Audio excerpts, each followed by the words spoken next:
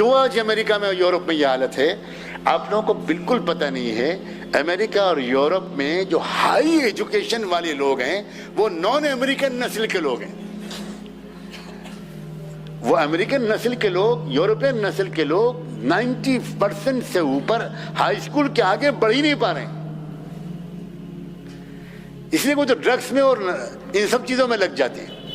دوسری کمیونٹیز جو ہیں جو وہاں جا کر رہی ہوئی ہیں، بسی ہوئی ہیں، ان کے بچے ابھی تک اتنے گندے نہیں ہوئے. ان بچوں کے اندر ابھی فی الحال ایک ارج ہے آگے بڑھنے کی. وہ آگے جا کر ریسرچ کر رہے ہیں، وہ آگے جا کر. آپ کو پتا ہوگا، ابھی تو پتہ نہیں اب وہ کہاں ہیں. آج سے تقریباً 20 سال پہلے میری ہی دعوت پر امریکہ سے ایک پروفیسر ابراہیم سید آئے تھے، بنگلور سے کہیں اوریجنلی، حالانکہ وہ ہیں امریکن. نیوکلیئر میڈیسن کے پورے امریکہ کے سب سے بڑے سائنٹسٹ ہیں. ہندوستان میں ہمارے ہاں نیوکلیئر میڈیسن پڑھائی جاتی ہے صرف 3-4 پوسٹ گریجویٹ انسٹیٹیوٹ میں. اس میں سے ایک ہمارا SGPGI بھی ہے، Sanjay Gandhi post graduate institute. اس میں نیوکلیئر میڈیسن پڑھائی جاتی ہے. اس کے علاوہ دلی میں ہے، بنگلور میں ہے، چنئی میں ہے، بس 3-4 ہیں.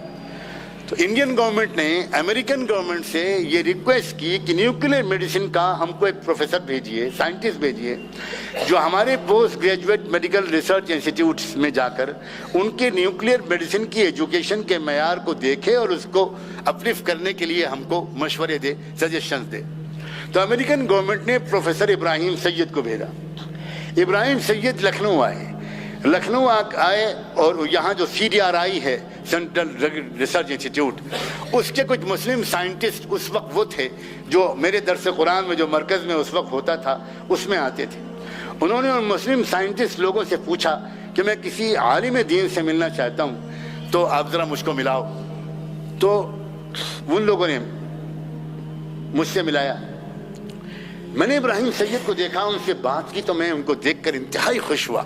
نماز کا بڑا سا نشان، تہجد کا پابند، نماز با جماعت کا اہتمام، روزانہ تہجد پڑھنے والا انسان، انتہائی تقوی والا. میں نے پروفیسر ابراہیم سے پوچھا تو انہوں نے کہا کہ اللہ کا بہت شکر ہے کہ امریکہ اور کینیڈا میں جتنے بھی نیوکلیئر میڈیسن کے سائنٹسٹ ہیں وہ سب میرے انڈر میں، سب میرے انڈر میں، اور اسی لیے جو مجھے بھیجا گیا ہے. پھر یہاں میں نے لکھنؤ میں ان کا ایک پروگرام بھی کرایا، ایک تلسی ہال میں، شاید آڈیٹوریم میں ان کا ایک پروگرام ہوا تھا. بہت شاندار پروگرام ہوا، اور ان کی ایک بڑی زبردست تمنا تھی کہ کسی طرح یہ دینی تعلیم اور سائنٹیفک ایجوکیشن دونوں مل جائے.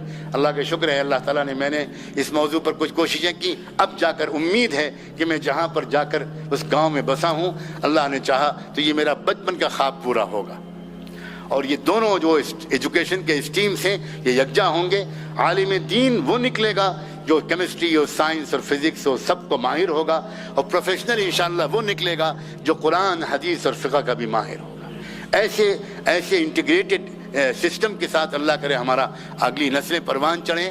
بہت بڑا جہاد ہے یہ، بہت بڑی کوشش ہے. اللہ کرے پوری ہو جائے. پوری دنیا کے انسانوں کو اس وقت اس کی ضرورت ہے. میں اپنے عزیز نوجوانوں سے کہتا ہوں، جو اب تک غلطی ہو گئی آج ہی اللہ سے معافی مانگ لو. اللہ بہت معاف کرنے والا ہے، بہت معاف کرنے والا ہے. لیکن اب کوشش کرو کہ اپنے گھروں کے اندر اپنی بہنوں، اپنی ماؤں، اور اپنی اگر آپ شادی ہو چکی ہے تو اپنی فیملیز کے ساتھ آپ باقاعدہ آج طے کرو کہ اب ہم نے غلطی کی تھی کہ ہم نے نماز روزہ تو اسلام کا لے لیا تھا، لیکن جو تہذیبی ویلیوز ہیں، حیا، حجاب، پردہ، یہ سب ہم نے چھوڑ دیا تھا. اب ہم واپس آئیں گے اپنے پورے اسلام کی طرف.